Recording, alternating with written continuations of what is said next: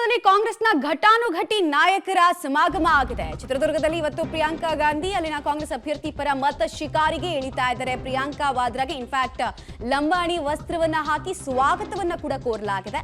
ಚಿತ್ರದುರ್ಗದ ಹಳೆ ಮಾಧ್ಯಮಿಕ ಶಾಲಾ ಆವರಣದಲ್ಲಿ ಸಮಾವೇಶವನ್ನ ಹಮ್ಮಿಕೊಳ್ಳಲಾಗಿದೆ. ಈಗಾಗಲೇ ಮುಖ್ಯಮಂತ್ರಿಗಳು ಮಾತಾಡ್ತಾ ಇದ್ದಾರೆ. ಪ್ರಿಯಾಂಕಾ ಗಾಂಧಿ 2013ರಿಂದ 2018ರವರೆಗೆ ಹಿಂದೆ ಮುಖ್ಯಮಂತ್ರಿ ಆಗಿದ್ದಾಗ ನಮ್ಮ ಪಕ್ಷದ ಪ್ರಣಾಳಿಕೆಯ ಮೂಲಕ 165 ಭರವಸೆಗಳನ್ನು ಕೊಟ್ಟಿದ್ದು. 165 ಭರವಸೆಗಳಲ್ಲಿ 158 ಭರವಸೆಗಳನ್ನು ಈಡೇರಿಸಿದವು. ಅವರುಗಳ ಜೊತೆಗೆ ಹಿಂದೆ ನಾವು ಕೊಟ್ಟಿದ್ದಂತ ಮಾತಿನಂತೆ ನಡ್ಕೊಂಡಿದ್ದೀವಿ. ಜನರ ವಿಶ್ವಾಸವನ್ನ ಉಳಿಸಿಕೊಂಡಿದ್ದೀವಿ, ಜನರ ನಂಬಿಕೆಯನ್ನ ಉಳಿಸಿಕೊಂಡಿದ್ದೀವಿ.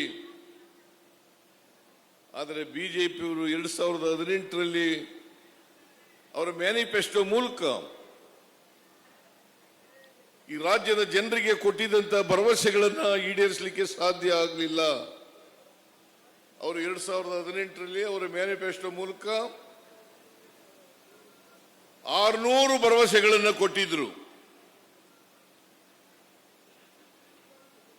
600 ಭರವಸೆಗಳಲ್ಲಿ 60% ಭರವಸೆಗಳನ್ನು ಕೂಡ ಈಡೇರಿಸಲಿಕ್ಕೆ ಸಾಧ್ಯ ಆಗಲಿಲ್ಲ.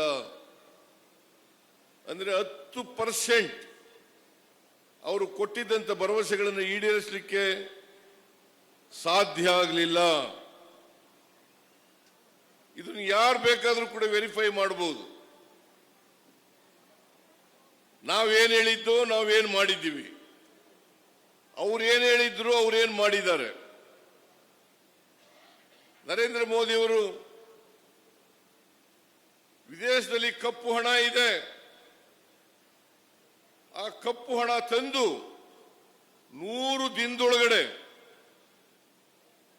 ದಿನಗಳ ಒಳಗಡೆ ಆ ಕಪ್ಪು ಹಣವನ್ನ ಎಲ್ಲರ ಅಕೌಂಟ್ಗಳಿಗೆ ಜಮಾ ಮಾಡ್ತೇನೆ ಅಂತ ಹೇಳಿದ್ರು. ನಾನು ಕೇಳ್ತೀನಿ, 15 ಲಕ್ಷ ನಿಮ್ಮ ಅಕೌಂಟ್ಗೆ ಬಂದಿದೆಯಾ? 10 ವರ್ಷ ಆಯ್ತು ನರೇಂದ್ರ ಮೋದಿಜಿ